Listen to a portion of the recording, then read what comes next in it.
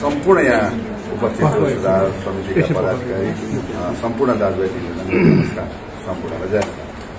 अघि म यहाँ आउन साथ मैले भनेकै थिएँ मान्यज्यूलाई 5वटा कुरा आयो होला भने त्यही 5वटा कुरा समस्या मलाई यो पार्टीको मा के छुट्टै छ, हाम्रो फरक फरक छ। 5, 7, 8, 9 मा के समस्या हुन्छ, 1, 2, 3, 4 मा के छ भन्ने छ। जस्तो यहाँको समस्या सबभन्दा जटिल समस्या खानेपानी।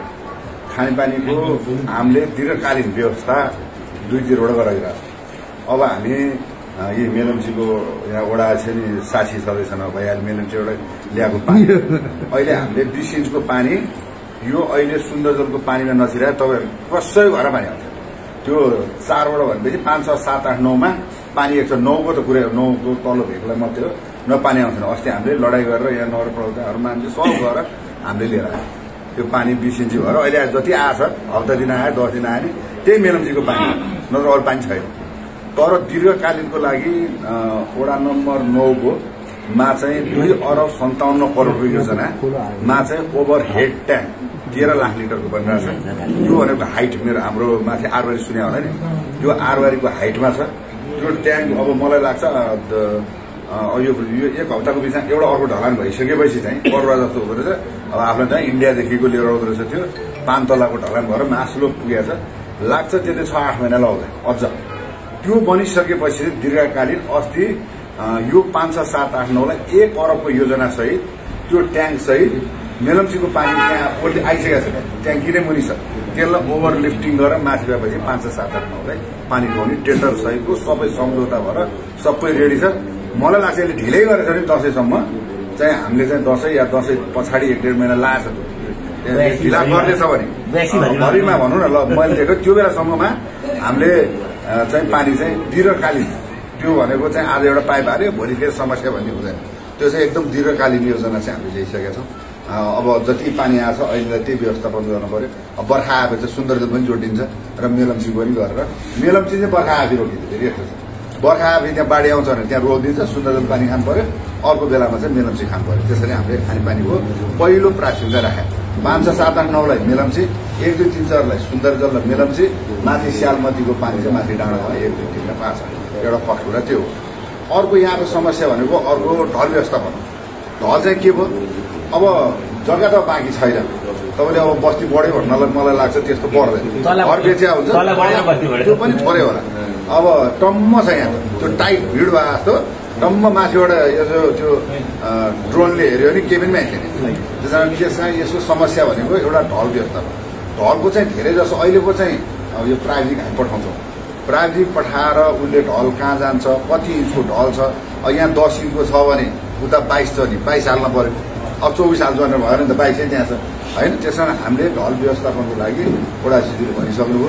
यहाँ हामी अब आउने बजेटमा वडाबाट भए पनि नगरबाट एउटै हो, यो हामी हालेर यो व्यवस्थापन गराउँछौँ। र पहिलो कुरो के भने अहिले मलाई अचम्म लागेको चाहिँ के भने अस्ति मैले भने हामीसँग जेट पम्प किनेर ल्यायो। यो समस्या आएपछि जेट पम्प लिएर आयौँ। जेट पम्प र सक्सन मेसिन किनेर ल्याएको छ नगरपालिका। र ढल जाम भयो भने त्यसले आएर खोलिदिन्छ, नत्र त कहाँ माग जानुपर्छ। कता कता डुलेर बागमती सुधार कहाँ जाँदा कहीँ पाइँदैन। अब नगरपालिकाले अब यत्रो हाम्रो घना बस्ती छ भनेर हामीले चाहिँ जेट पम्प पनि ल्याएको छौँ, सक्सन मेसिन ल्याएको छौँ। तपाईँहरूको एकचोटि जाम भएको छ नि एकचोटि खोलेर नि आज पठायो भने आज, भोलि पठायो भने भोलि एकचोटि उसले यतापट्टि त्यो मङ्गल खोलेर मजाले खोलिदिन्छ। त्यो खोलेपछि अब हाम्रो भनाइ चाहिँ के रहेछ भने धेरै ठाउँमा हामीले हेरेको चाहिँ कस्तो सबैले ढल जाम भयो भन्नासाथ ढल फेर्दियो भनेर आउँछ। अब ढल फेर्ने त जत्रो ढल हाले पनि तपाईँको मङ्गला जाम छ भनेपछि त्यो त टालिने हो, खोलेपछि हुँदैछ।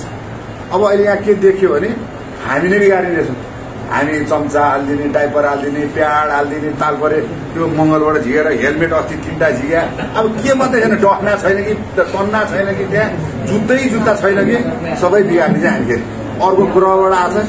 भक्तपुरको मान्छे आएर हालिदियो त्यहाँ होइन नि, हाम्रै टोल सुधार हामीकै टोलवालाले हाल्यो या होटेलवालाले हाल्यो, यही टोलको मान्छेले हाल्यो। त्यो चाहिँ एकदम कन्ट्रोल गर्न पर्यो भने ढलको निवारण यसै हुँदो रहेछ। अब हामी हालिदिने 165 वटा त हाम्रो पिस ब्याङ्केट अगाडि चम्चा थियो। त्यो होटेलवालाहरूले त्यो हालिदिँदैछ त्यहाँ 165 वटा चम्चा छ है। त्यो डहना भनेर हेरेको सबै प्याडै प्याड। अब यस्तो छ समस्या। त्यसमा यसलाई चाहिँ अब यहाँ टोलको सबै भयो भएर त्यो चाहिँ सकेसम्म त्यसमा नगएर फोहोरमा मिलाइदिनु होला। फोहोर व्यवस्थापनमै उनीहरूले लिएर जान्छन् र ढल सफा भयो भने ढल हेरेको हामीले हेर्दाखेरि मात्रै ढल ठुलो चाहिन्छ भन्ने होइन। त 24 घण्टा चल्ने ढल त सानो पनि चल्दछ। इन्जिनियरिङ हिसाबले सानो ढल 10 इन्चुले चल्दछ। तर हाम्रो चाहिँ भनेको के भने अब भने जस्तो चाहिन्छ। मान्छे टन्न एउटै भए पनि एउटै 6 फिटकै हाले पनि त्यो मङ्गल टाल्ले पनि 6 फिट नै साथ। त्यस कारण एउटा त्यो हेरौँ इन्जिनियरले आएर गर्छ त्यहाँ पछि फेर्नु पर्यो भने हामी बस्छौँ।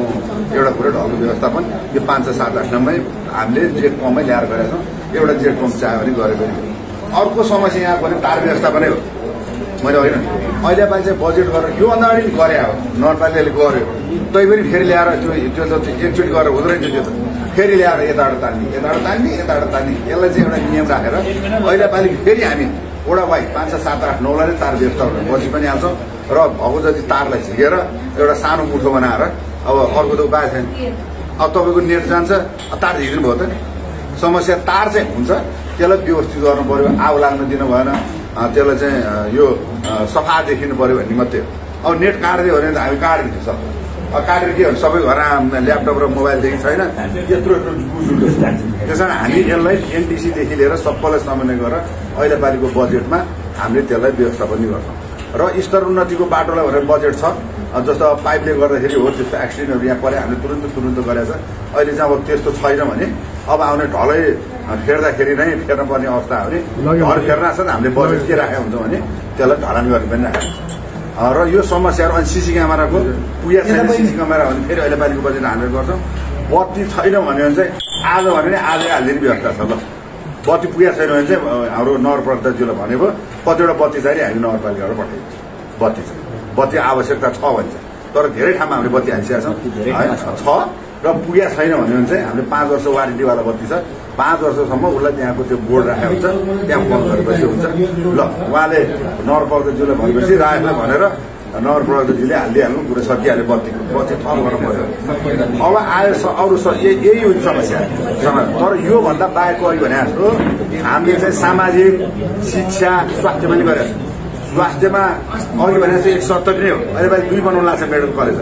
यो रोग भन्ने भएन जे रोग लाएर नेपाल मेडिकल गरे पनि उपचार बराबर त्यसको पैसा चाहिँ दिँदैन। यहाँ कतिले चाहिँ 1,70,000 आएको छ 1 लाख उपचार गरेर निःशुल्क भन्छ 70,000 खै भन्न आउनु त्यस्तो दिँदैन पैसा उपचार गरेर।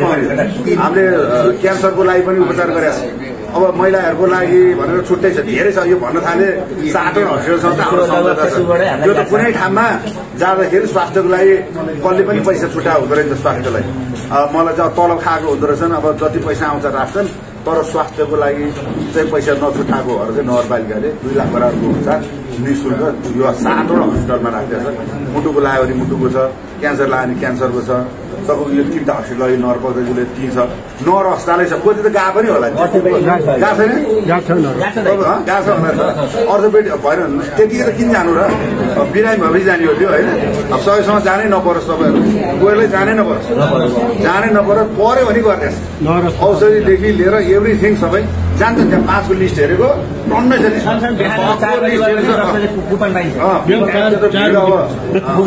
कम गराउँदैछ। अहिले 30 करोडको योजनाको म यहाँ मानिसहरू छटपट्याएर मैले पुगेँ 30 करोडको बनाउँदैछौँ हस्पिटल बनाउँदैछौँ। त्यहाँ पछि त तपाईँहरूको 4 लाख 5 लाखको उपचार ढुक्क भएर बसेको हुन्छ। यो नगरवासीले त्यो उपचार पाउने हामी भवन बनाउँदैछौँ।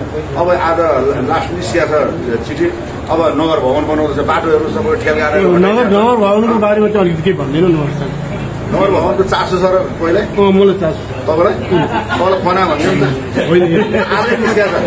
आजै निस्किया छ आशय पत्र 14 जनाले टेन्डर पारेछन्। अब जसले कम पैसा हालेको छ 18 गते खोल्छौँ 19-20 गते या 1 हप्ता लाग्यो सम्झौता भएपछि भने जस्तो हाम्रो भवन त्यो चोखा बन्दैछ।